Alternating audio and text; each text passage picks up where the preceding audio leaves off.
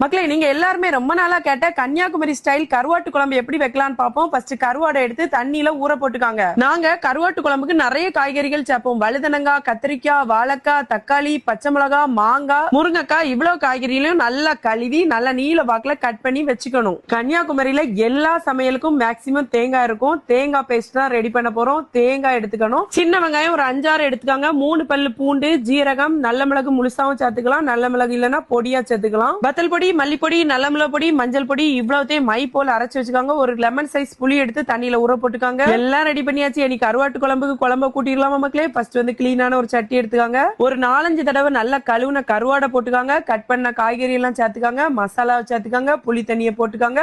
உப்பு மட்டும் போடாதீங்க, ஏன்னா கருவாட்டுல உப்பு இருக்கும். எல்லாத்தையும் போட்டு முக்கியமா இந்த குழம்பு உங்க கையால தான் குழப்பி வைக்கணும் மக்களே. அப்பதான் ஃபுல் டேஸ்ட் உங்களுக்கு கிடைக்கும். அதுக்கப்புறமா 1/2 மணிக்கூர் போல கறி நல்லா தக்க தக்க தக்கன்னு கொதிச்சு வத்தி காஞ்சி வரும்போது வீடே அப்படி கருவாடு மனம் அடிக்கும் பார்க்கணும். கடைசியா கருவேப்பிலை போட்டு இறக்கி பாருங்க, 8 ஊருக்கும் இந்த மனம் அடிக்கும். வேற லெவல் டேஸ்ட்ல இருக்கும் மக்களே.